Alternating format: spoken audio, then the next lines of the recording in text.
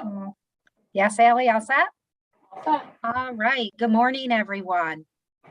We are so thrilled to have with us today two authors of the book, Eddie and Fred Were All Heroes. So before we get started, I'm going to do a brief introduction. I want to thank everyone for joining us today. This is our first time actually celebrating the month of the military child, and we could not think of a better way to do that than with Andrea Perez and Diana Reynolds. So I'm going to do a brief introduction now. Andrea and Diana are sisters, they're best friends, and now co-authors of their very first children's book. Andrea is a mom of two, and she's an elementary school counselor in New York. And after publishing her memoir, she discovered her love for writing children's books. And she partnered with her sister, Diana, to write Eddie and Fred Were All Heroes. Diana is a mom of three. She loves teaching core values to her kids through books and life situations. And I don't think there's another person on this earth she'd rather be doing this presentation than with her sister. So together, their hope is to spread kindness and love of reading to all throughout the real life characters, Eddie and Fred. Andrea and Diana, welcome to the OCM BOCES region and to our schools. And without any further ado, I'm going to turn the presentation over to you. Thank you. Thank you so much for that wonderful introduction. We are so excited to be here and to introduce you to Eddie and Fred Were All Heroes. So I'm going to share my screen so you can see our presentation. Oops, sorry, just give me 1 minute.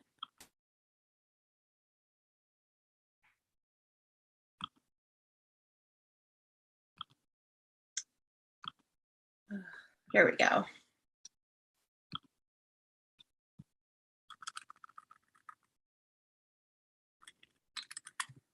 Like I said before, I have a love-hate relationship with technology. Okay, so thank you again for that introduction. I'm Andrea Perez, and my sister Diana Reynolds and we wrote this book together. So we're going to talk to you about a few things today. We are going to read our story with you. Eddie and Fred Were All Heroes. We're going to talk to you about the writing process, writing and then working with the illustrator when putting the book together. And we're going to talk about Purple Up, the month of the military child, and go over a brief overview of the military branches. And then we're going to talk about the importance of SEL, which is social emotional learning. So if you're not 100% sure what that is, don't worry, we're going to really dive into it. Hello, everyone. I'm Diana. I'm Andrea's sister. I'm co-author of the book. So excited to be here today and talk with you all. So we're just going to go ahead and go right into our slides here. Some people say, why write a book? Why did you write this book, right? And the main thing that we wanted to do was honor and celebrate Eddie and Fred, who was a real person and a real dog. We really wanted to touch home and teach core values and morals to children, especially being a mom of three and Andrea, a mom of two. The best way to teach our kids, we feel, is through reading. So we really wanted to create a book that hit home for our kids and taught them awesome values. And we also wanted to make reading fun. Somewhere along the way, you might realize that there's certain books that you like better than others. And it's important to us that we make it a fun experience for everybody. Okay. So when you think of the word superhero, all those kids out there, I want you to close your eyes for a minute, and I want you to picture in your mind what a superhero looks like. Okay, you can open your eyes. I'm sure that a lot of you are picturing a really cool costume, maybe a really cool cape or a mask, someone who has superpowers. So in our story, one of the main characters, Fred, which is our dog, he really wants to be a superhero, and he thinks that being a superhero is wearing the costume and wearing the cape and wearing the mask. But Eddie, our other main character, is going to teach him what being a superhero is really about. Okay, so here is our story, Eddie and Fred, We're All Heroes. Eddie and Fred make such a great pair, best friends forever, always showing they care. They play, they laugh, they have a good time, no better friends you ever will find. Fred is a hero in his dreams at night, a legend and idol showing his might. Ta-da, I'm here, I'll save the day. Watch out, you bad guys, get out of my way. Fred zooms around with a mask and a cape, flying downstairs and not taking a break. He trips, he twirls, he lands with a crash. Then Eddie darts over as quick as a flash. Hey, are you hurt? Eddie dusts Fred off. No, I'm okay, he replies with a cough. I just want to be what I see in my dreams, flying so high, a hero supreme. I want to be brave and to stand up so tall, but it's hard when I try and I tend to fall. My legs are too short and my ears are too long. Even with 4 legs, I'm just not that strong. You have confused what a hero really means. It's not only the characters you watch on the screen. A hero doesn't need a cape or a mask. You're better than Batman, Thor, and the Flash. Superpowers come from deep within, not measured by race or your color of skin. A hero doesn't need to be strong and tall. They can be any shape, big or small. What kind of powers come from the heart? Let's take a moment to think and then start.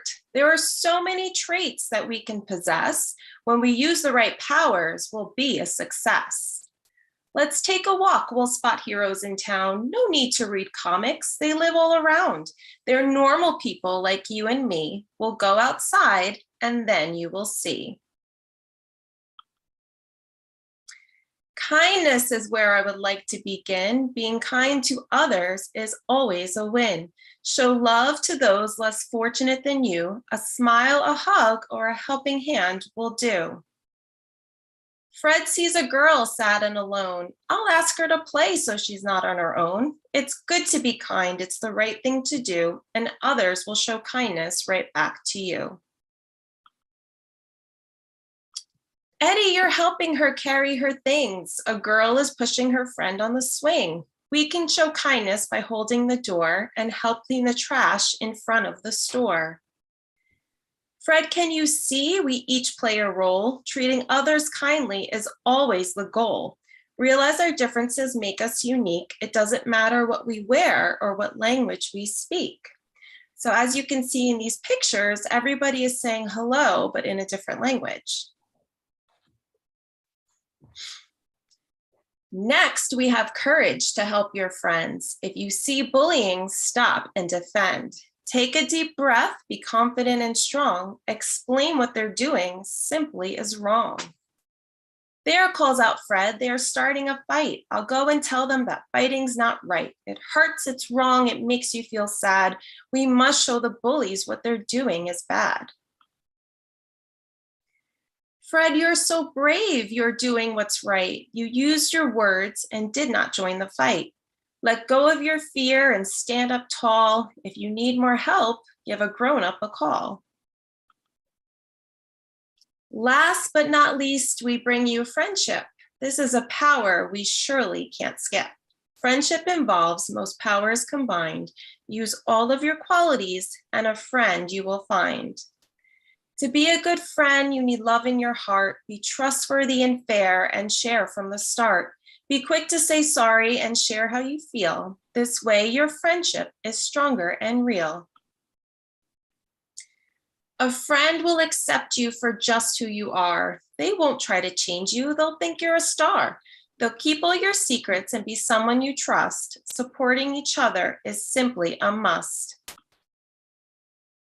Fred, our friendship's as strong as they come. Of all my buddies, you're number one. You listen, you care, you're honest and true. But all of this you already knew.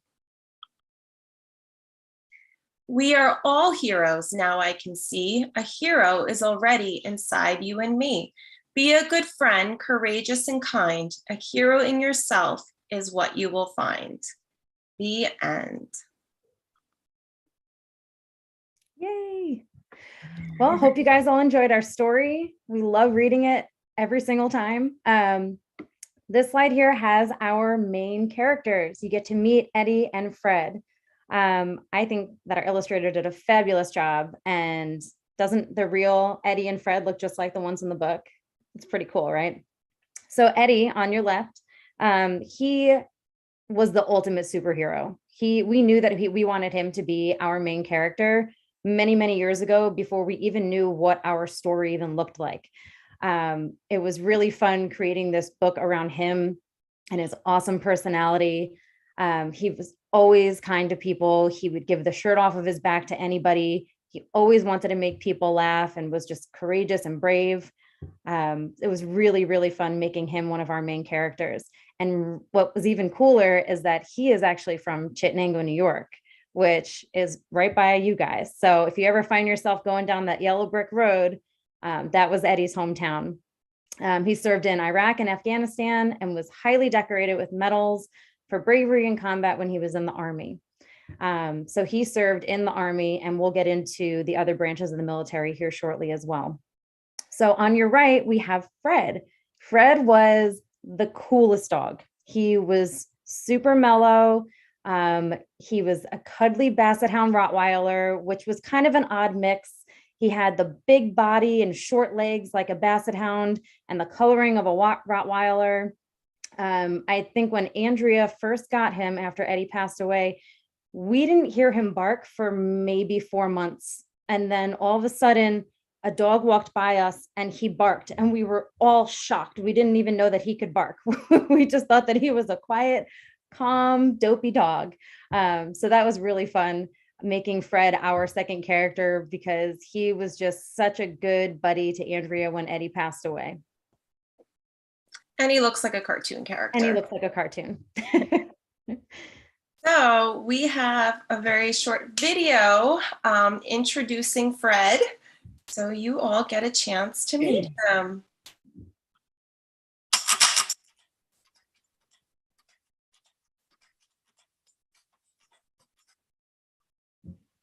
Everyone, my name is Andrea Perez, and my sister Diana Reynolds and I wrote our first children's book called Eddie and Fred, We're All Heroes. And I'm very excited today because I get to introduce you to one of the main stars of our book, which is Fred. So this is Fred. He is one of the stars of our book, and he's very excited to meet you all. And he hopes that you discover your own superpowers within. So the next time you go into town, or even when you're in school, make sure you take a moment to look around you and see if you spot people using their superpowers. I hope you enjoy this story and have a wonderful day. Bye, everyone. Bye. That's what happens when you have your 6-year-old videotape it for you. Okay.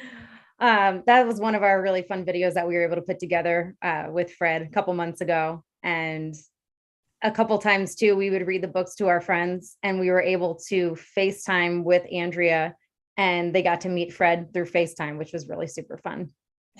Okay, so you got to meet our characters. Now we want to talk about the steps to writing our book.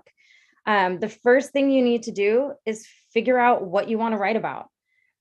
If you're unsure, if you're not you don't know what you want to write about, think about, what do you like to do? Who do you like to spend your time with? Do you have any hobbies? Do you have any pets? What is something that you would like to write about? Once you decide what you want to write about, one of the most important things that we discovered along our writing journey is editing. Cannot stress this enough. You edit. And then once you think you're done editing, you edit some more. Then once you're done kind of putting together a manuscript, you work with an editor. So this is a person whose job it is to edit your work and make sure that everything sounds good and flows good. So we worked with an editor to make sure that everything sounded great. And then you come up with a storyboard. So once you have your manuscript, you try to envision, what do you want your pages to look like in your book? You go page by page and figure out, okay, we want, these people on this page doing this and that. Once you have your storyboard, you work with an illustrator. This was probably the most fun part of our writing process, was working with the illustrator and having our book come to life. So once we had our illustrator, we told them what we wanted the pages to look like, and we made sure that it was perfect. I mean, perfect. Andrea will even tell you that she nitpicked a little much. That's the fun part of working with your sister, right? But that was probably our most fun part of it. So I made Diana a little crazy because if there was something just a teeny tiny little bit off, I needed it to be fixed. So I had something in my mind, and until it was exactly to the T what we wanted, I wouldn't approve it. So she would say, okay, let's approve it. Ready, move on to the next one. And I was like, well, we just need to do one more thing. So yeah, luckily we do work very well together, because I definitely did drive her crazy. And another thing Diana was mentioning was, when you're creating your storyboard, you're writing what you want each page to look like, but you want to be very specific with the details. So I don't know if you're going to be able to see here, but on this page, the house number, we wanted it to be 44 because that was Eddie's number. So we tried incorporating little small details that meant a lot to us. Others probably don't notice. But that was really fun, being able to incorporate like little things that like were very meaningful to us. Okay, so like we said on the previous slide, what is the most important step in writing? I love this picture. Just keep editing, just keep editing, just keep editing, edit, edit, edit. What do you guys do when your teacher tells you to go write something? Do you go and hand it in immediately and say, okay, I'm done? Probably not, right? Your teacher probably tells you, take this back to your desk and go look it over it again and edit it some more. We realized throughout this entire process that we were never done editing. Even when we thought it was time to publish the book, we would go back and want to change certain things. We also had to decide whether or not we wanted specific things in the book, like rhyming. As a mom, I love books that rhyme. I will happily sit there and read a book to my kids, especially if it rhymes. It's just more fun. It's more engaging. So that was something really important to us. And honestly, we knew nothing about the rhyming scheme and, how the pattern that it had to follow. And that's where our editor came in handy. So we had a bunch of sentences and paragraphs for our book, and our editor was able to look at it and change certain words to make sure that it was following the correct pattern. So rhyming, it seems like it could be fairly simple, but we found it to be very tedious, and we had to keep editing and editing and editing. You also need to figure out what kind of an idea or a message that you're wanting to send for your book. So for us, we knew that we wanted Eddie and Fred as our main characters. We knew that we wanted to teach kids good values and morals, because that's what Eddie stood for. We also had to narrow down and figure out our age group. What age kids did we want to target and reach with our story? We had to think about setting. We threw around the idea of a birthday party, or, walking in the park, or going to the zoo. So trying to figure out your setting of your story. And then the book length. So we did a lot of research, and we found out that most children's books are on average about 32 pages. So we tried to make sure that we stuck with that along the way. We had all this stuff written down. We were so proud of it. And then we realized that we had 2 books in one. So we had to scratch the entire project and start over and take bits and pieces of what we've already done and put it into a different book, because we had too much going on. So it took months and months and months of editing, going back, putting it down, going back and reading it again, and editing some more. So yeah, there's a lot of editing. A lot of editing. Okay, so this was probably one of my favorite parts of the writing process is developing the characters. So again, we knew we wanted Eddie and Fred. So what we did was we sent a picture of Eddie and Fred to our illustrator, and he sent back basic sketches, trying to make it look as similar as possible to our characters. We had to decide whether or not we wanted Fred to talk. So this was a big thing because, you know, Fred is a dopey dog. So we thought it would be fun that he talked and more engaging to the reader and not just be a dog that didn't talk at all. Okay, yeah. So as Diana said, we sent our illustrator a picture of Eddie and Fred, and then he sent us a rough sketch of his drawing. And then once we approved it, then he moved on to adding more detail and more coloring. And, there was just a few minor changes. Fred has short legs. So here we just said, the picture's perfect. We just really want him to have shorter legs. We wanted them to be as realistic as possible. And another really fun part about creating your own story is you can have your own characters that you want to put in them. So we thought, like we said, this book is very personal to us. It has, real life person and dog that, that we love. So we thought it'd be fun to incorporate our daughters into the sketches as well. So again, with the character development, we gave our illustrator a picture of, this is my daughter, Kayla, and this is Diana's daughter, Maya. And we gave them pictures of the girls. And again, he did a rough sketch of them. And then once that was approved, then he added more detail and coloring. And Maya is just spot on. He did such a great job. Especially because she never matches her clothing anyway. So the sketches were kind of perfect. Yes. And it was fun because we had them throughout the book. So remember when they were talking about being kind, the girls were pushing each other in the swing. Here they're walking together through the park, and then over here they're pinky promising. Okay, so the illustration stages, it's not just, hey, this is what we want on the page, and then they send us back and it looks like the final product. So the first thing that they do is sketches. So it's very rough sketch of the general idea of what we want the page to look like. That's in step 1 on the top left. On the top right, we have the next step, which is our coloring. So they start adding in a little bit more detail and coloring to make sure that it's still flowing with the page. On the bottom left, then you get to your details. So if you notice the difference between the coloring and the details, all the fine little lines, and then making it more what the final product is going to look like. Bottom right, the final step is your formatting. That's when you add all the words. We got to play around with the different fonts and what we thought looked good. Another part of illustrating too is the editing. Remember when I talked about editing? You're editing in illustrations as well. So if you notice on the bottom left-hand picture, the one of Fred on the floor, right there, thanks, Trey. They had him on the ground without the cape over his head.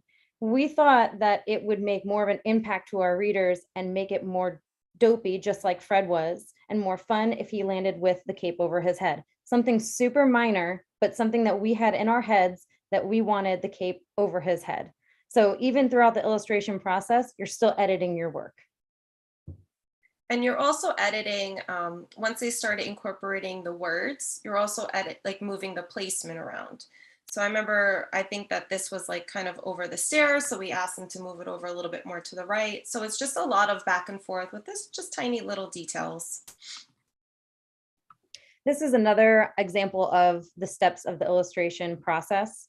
But the fun part about the illustrations is that it's your work. You can make it whatever you want. You can add in any details that you want. So again, your top left, you have the sketches.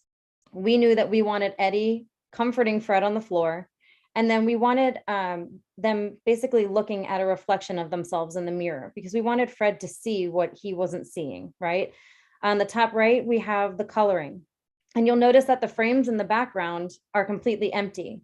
So in the final product on the bottom, we had said, add in pictures, add in a clock, make it seem real, make it seem more homey, like they're sitting in their house and they actually have pictures of each other on the wall.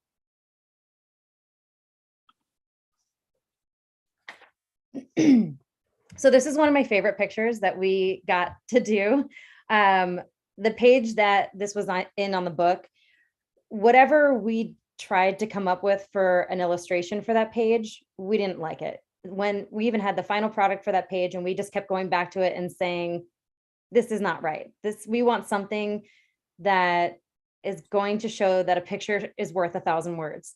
So we took our characters and we put them all embracing, and we just wanted we wanted kids to look at the picture and think, what do you feel when you look at this? I see loyalty in their pinky promise. I see friendship in their embrace. This was one of my favorite pictures, and especially because it has our girls in the corner too, pinky promising. When they're not fighting. When they're not fighting, yes. Okay, so the main reason that we are here today is Purple Up for military kids. So April is Purple Up month for military kids. The reason that we wear purple is it's a visible way for us and everyone to show their support and thank military families and children for their strength and their sacrifices. Military students on average move 3 or more times more frequently than a typical civilian kid. A lot of research has shown that the frequent moves and the stress of parentals deploying, it means that they have a difficult time adjusting in the school setting, adjusting to making friends. Have any of you ever been the new kid in school? It can be pretty difficult, right? So this is our way, wearing purple, to show our support for these military kids who might have it harder than a lot of kids who don't ever move or who stay in the same hometown their entire lives. We have found that schools serve as a protective environment for these kids, and getting the support from teachers and counselors and other staff can help them grow both academically and emotionally. It must be difficult for kids to be having family members away or to be moving every 3 years. Okay. And we found this really sweet video of these military children. So enjoy.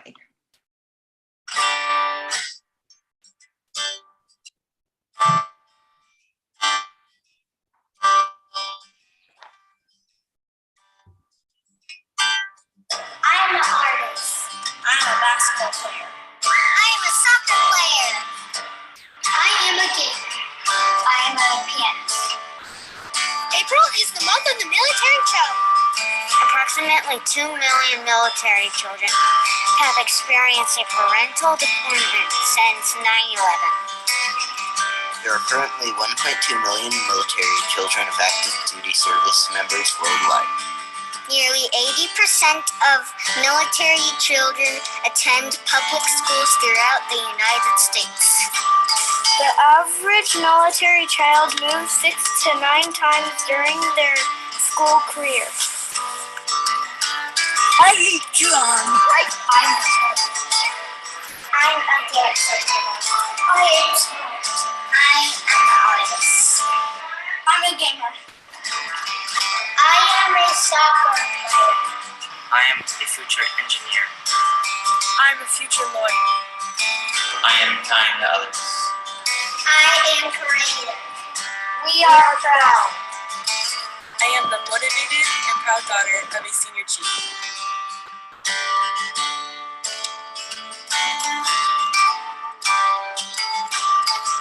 The color purple indicates that all branches of the military are supported.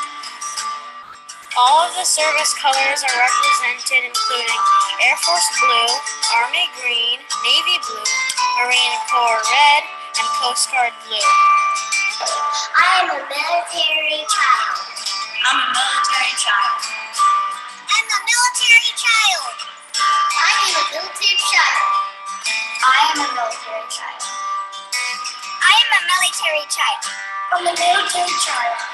I'm a military child. I'm a military child. I am a military child. I am a military child. I'm a military child. I'm a military child. I am a military child. I am a military child. More military kids!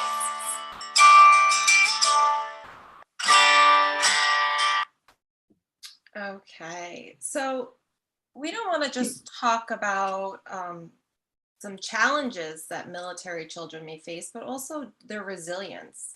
You know, they are faced with more difficulties, more challenges sometimes, but they're so resilient. They persevere. You know, they're not letting these challenges or obstacles get in their way of success. So we don't want to assume that everybody knows the branches of the military. When I was younger, I didn't really know too much about the military because I didn't really know many people who were in the military. So we're just going to do a very quick overview of the branches of the military. So first off, we have the Army.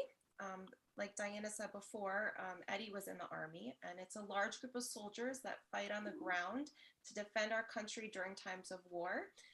So soldiers protect us against attacks or invasions. Next, we have the Marines. The Marines serve on the U.S. Navy ships. They protect the bases and the guards the U.S. embassies.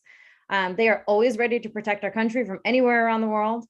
Their values are honor, courage, commitment, and this defines how every Marine thinks, acts, and fights.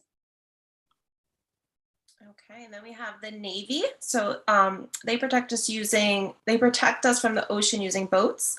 They maintain, train, and equip combat-ready naval forces that are capable of winning wars and help maintain freedom of the seas. Next is the Air Force, which is all the fighting that happens up in the sky. They protect us from up above. They, being on airplanes or helicopters, it makes travel much faster than land-based vehicles like the Army uses. So they can respond very quickly if there are any threats on our country. And lastly, we have the Coast Guard. So they search and rescue. They enforce maritime law, safety of vessels, maintenance of vessels, and border patrol. They protect the people, environment, industry, and security of the U.S. on seas, lakes, and rivers. And they use boats, ships, helicopters, and airplanes to stop crime and rescue boats in danger.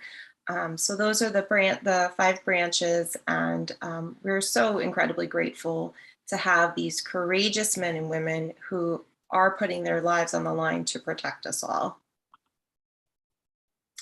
And we have one more short video with military children.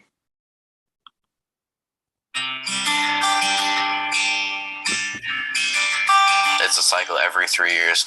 You know, you get to a new school, you make friends, you kind of finally settle in, and then it's okay, hey, we have to go somewhere else now. I've been to 3 different bases, but I've been all over the world, basically. Is that it's hard because when you move, you lose a lot of friends, and you're always the new kid at every new school that you go to. Their dad is deployed or their mom is deployed or somebody just moved away. I just got new friends, but I don't want to forget the old ones. Moving all around it makes you adapt in different ways and meet new people.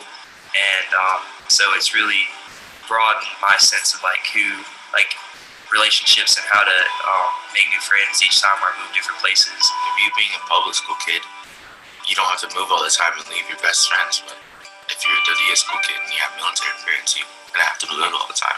And my family's very spread out too. So on my mom's side, both of her sisters are in the military also. And then on my dad's side, my 2 uncles did. So we're pretty spread out. So we're used to going around and everything. You just gotta learn that you won't be with your friends all the time. And you always have plane tickets, you can always buy one of those. But you'll learn to make new friends as you move on. You kind of have to learn to fight for yourself a little bit, and you have to be social so you're not the one awkward kid sitting at the back of the room while everybody else is talking. It takes a lot of patience and it takes a lot of determination to not just give up. But once you put yourself out there, it's a lot more to do. And then, of course, with people being new, you have to be willing to get to want to know other people and want to communicate. You have to learn how to rely on yourself, and you have to be able to process the world without others guiding you. Since I moved here, I've been a lot more culturally awakened. I'll tell my friends back in the States, oh, I'm going to Venice for the weekend. They say, you can do that? So I've gotten to see other parts of the world and how other cultures interact and everything. I get to try a whole bunch of different food from different places and stuff like that, from being like a military child and having to move all the time. I remember on basketball trips, we'd see like refugees walking or just like a lot of different things like going on. And so it just opened my eyes. There's like more going on in the world than just the United States. I think that's a huge opportunity to travel around, to see different cultures and experience different things around the world. I feel like I've been introduced to multiple things, and because of that, I'm able to decide what it is I want to. I think there's a lot more like unity and sense of community because like me, I live on base, and so I'm just around like everybody all the time, and so I really get to know the people that I'm around, and I just see everybody every day, so I just kind of, there's more connection there. So I want to be a friend to people that have to go through that, because I went through it myself, and I don't want anybody else to have to like face that alone. The one thing I've really noticed comparing here to a stateside school is they're a lot more welcoming. We're all in the same situation. We're all military kids. We're all moving every 3 years, sometimes 4, 5, 6. But it's just we're all in the same situation. We understand each other's problems a lot more. There's a lot of overcoming that happens when you're a military brat. Okay. So one of the things I really liked about that video was they did talk about challenges that they faced, but they also talked about a lot of the positives, which I really liked. So they talked about being able to try new things and try new experiences and meet new people and the sense of community. So then that brings me to social emotional learning. So now that's a term, we hear that term often, but why is it so important?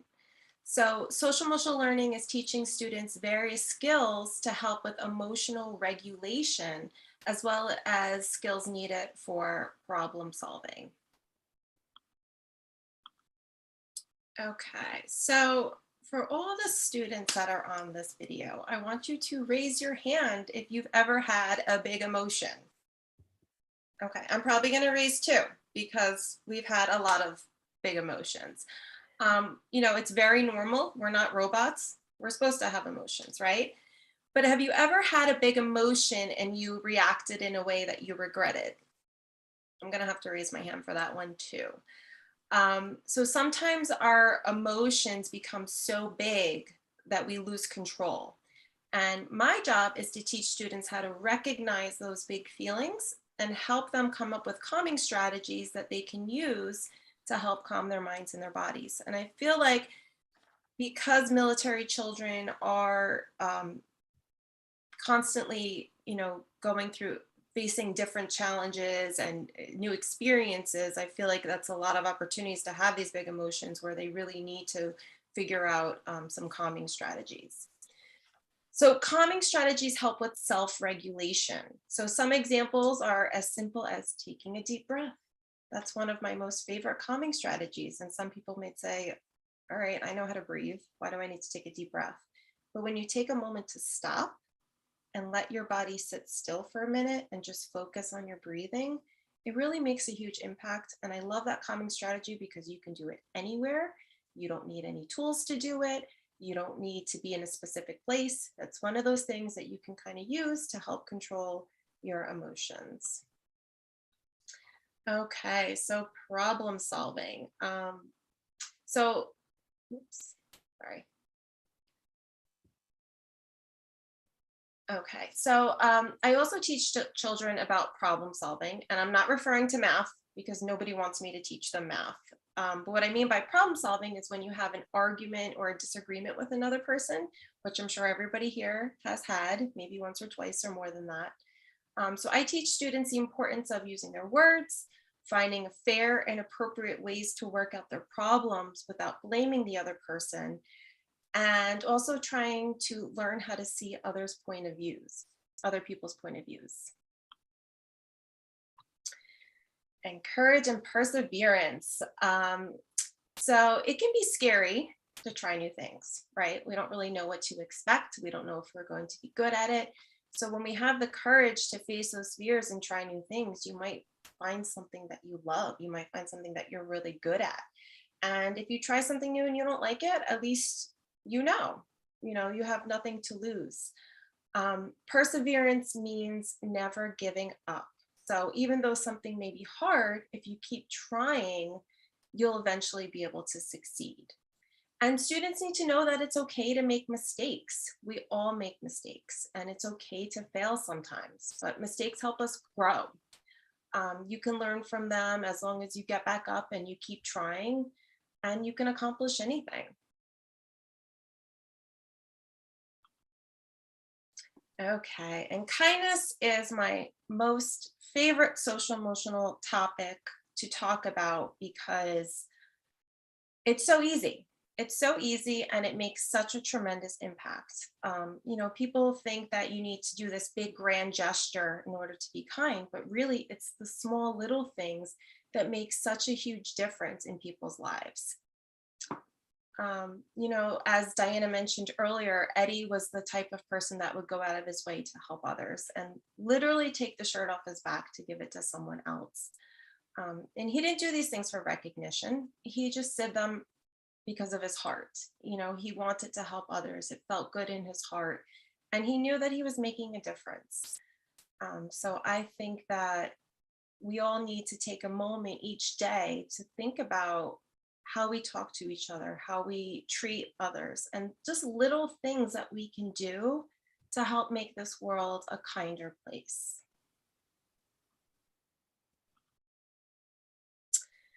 Okay, and that leads us to what is a hero? So we started our conversation with this question. I'm wondering if maybe you're thinking about the term a little bit differently.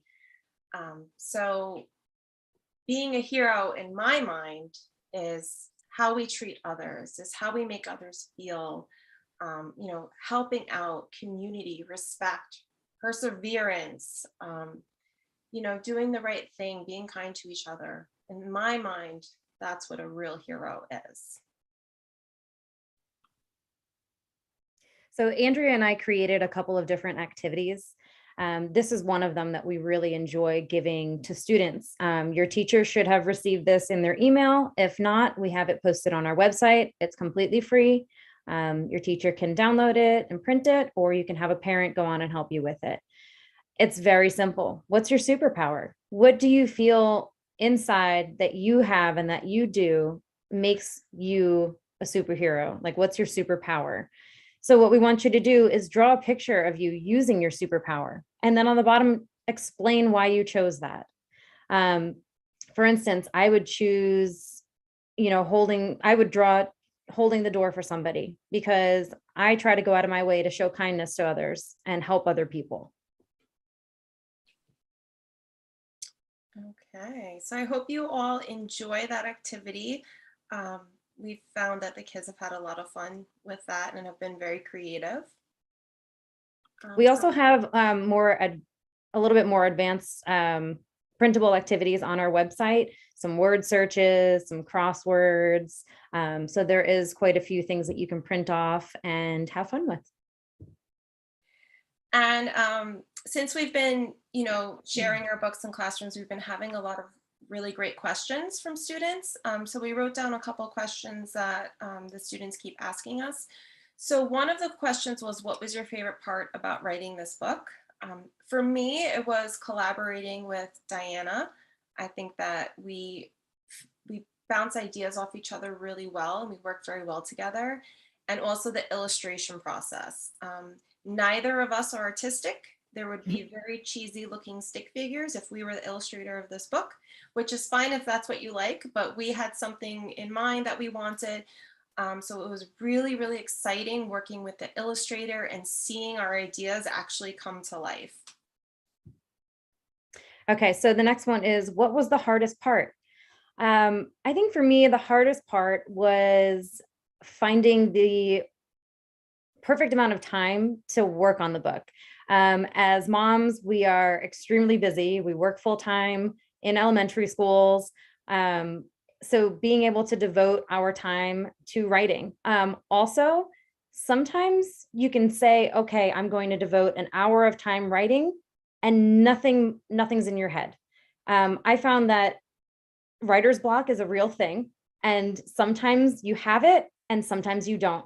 There'll be times where I'll call Andrea and I'll say, I'm on a roll. I have all these ideas flowing. I'm writing everything down. This sounds awesome.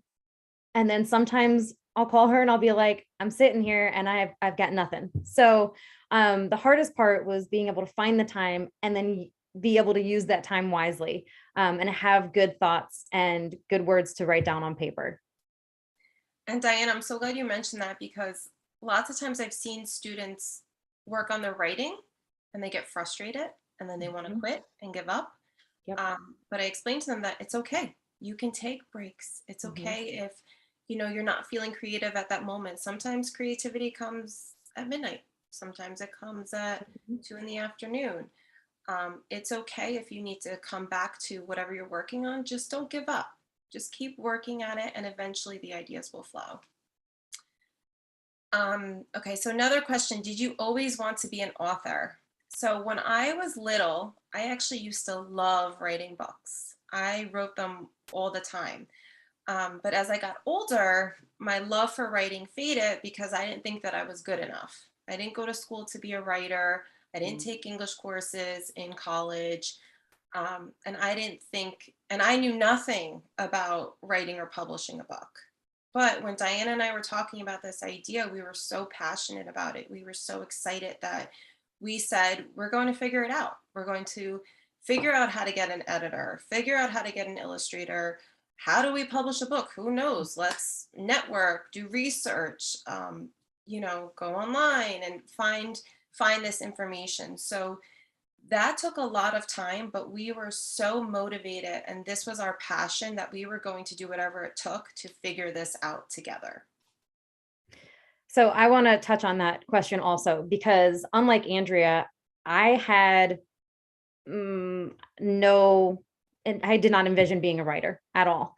When we talked about doing this project together, it was my passion that drove me, and it had nothing to do with ever having that, you know, writing ability or want to be an author. I just believed in what we were doing. I know that we worked very well together and we were able to balance each other out and make something awesome together. So just because you might not necessarily feel like an author right now, it doesn't mean that you can't be one. So that was kind of fun for me, because I would never imagine that I would be an author right now. So that's kind of cool. And then our last question, how long did it take you to write this book? I don't know that we have an exact measurement on days, but it was a couple of years. Like I said, sometimes we were creative and we just ran with it, and we were on a roll and we knew exactly what we wanted to do.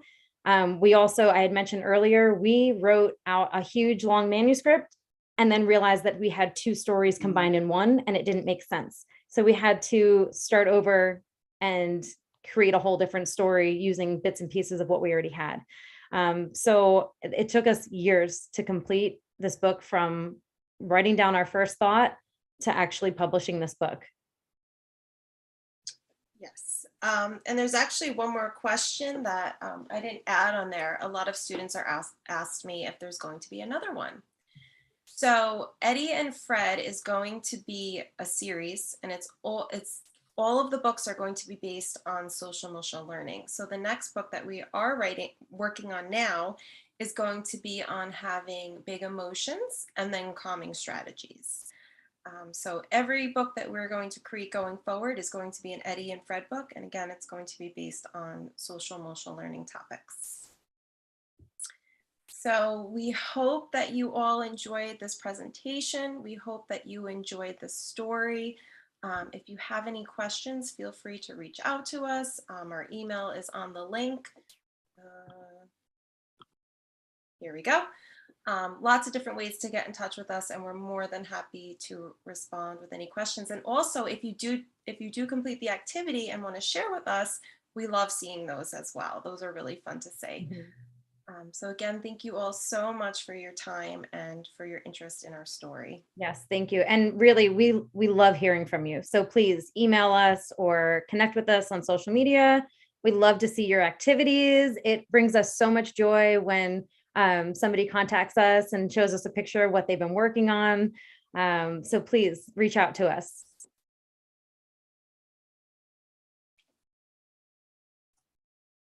Well, we do have a couple minutes left, and the chat has been enabled on the YouTube live stream. So if anybody wants to type any questions in, if you're not seeing it, just refresh the page and you should be able to type in any questions in the chat. And the other piece of information I wanted to let everybody know on the live stream is that School Library System will be providing a physical copy of Eddie and Fred to all our elementary school libraries. So those didn't come in time for us to get them out, but we have them on order, and we will be sending them out to all the elementary schools in the region for the library to have as part of their collection. And we're so happy that so many of you were able to join today, even with the snow day, or snowy weather rather. Sorry for those kids that didn't get a snow day. Is there anything in the chat, Andrew? No. Okay. We love answering questions. Throw them our way.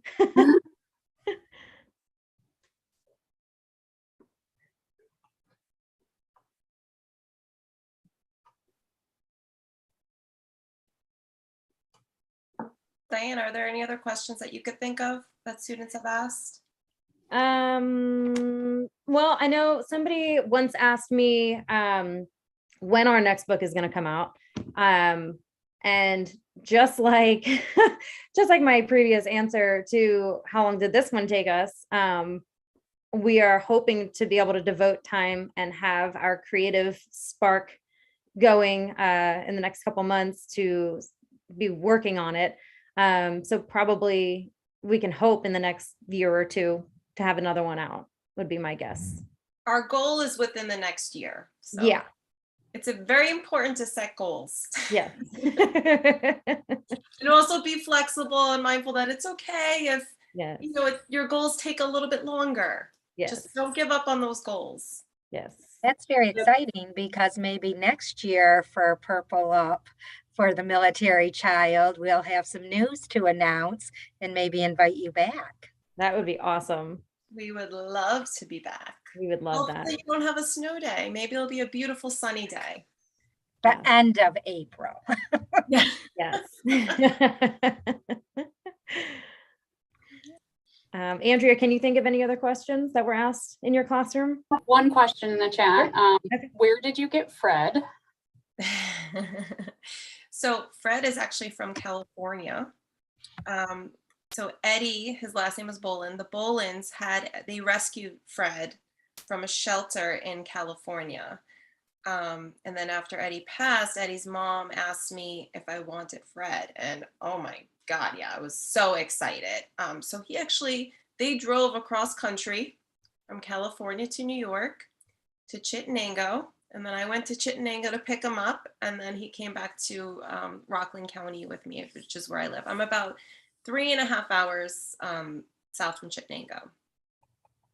So yeah, he's a very special dog. And it's funny because when I first got him, I was walking him up down the street and I had like 3 cars stop and ask me, what is that and where do I get one? So I stopped walking on the main road and kind of private roads. The other question we had is, have you done any other school visits around our area? Not around your area, unfortunately. I did do a virtual assembly, which for an elementary school in Rockland. And then I did an in-person assembly at my daughter's school. I did first and second grade. And Diana, you've done Yeah, so I work in the office at an elementary school and we're K through 4. So I've actually been able to pop into several classrooms of all different grades, read our story, talk about the writing process. In our school, we do, at the beginning of the year, we do writing workshops. And so I was able to go in and talk about the different steps of the writing process, kind of what we went over today. And, a lot of them would sit there and say, I don't know what to write about. And it was really fun engaging with the students and talking about their hobbies and people that they like. And if they had any pets, one kid wanted to be a ninja on Halloween and, do cool tricks up to the door and do tricks to get candy. So it was really cool just seeing their creativity and just different things that they would want to write about. That's a great idea. Yeah. Okay, I mean, we can have this question be the last one. One of our classrooms is wondering if you might ever write chapter books. I personally probably would not. That would be more up Andrea's alley, I think. Well, I'm not doing this by myself, so. We really, really enjoy writing the rhyming books. It's a lot more work, I feel, but it's really fun. And as long as we're having fun doing it, I think we're going to be able to produce more books. But who knows? Right now that's not a plan. But I never thought I was going to be an author, so who knows what will happen? Yeah, and I think for us ultimately too, just being able to carry on Eddie's memory and Fred's memory also, just that's the most fun about it, really. That's the most meaningful thing to us. So well, I think you created some characters that would be great for fan fiction for some of our students out there if they want a chapter book work together to create a chapter book and share it with the two of you. What a great ELA writing activity. We love ideas, so contact us. Love that. That's brilliant. Okay.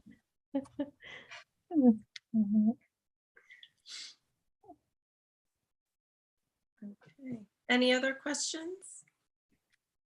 There's one more in the chat if you're willing to answer. It is, what is your connection to Eddie? So Eddie was my husband. We got married about 11 months before he was deployed to Afghanistan.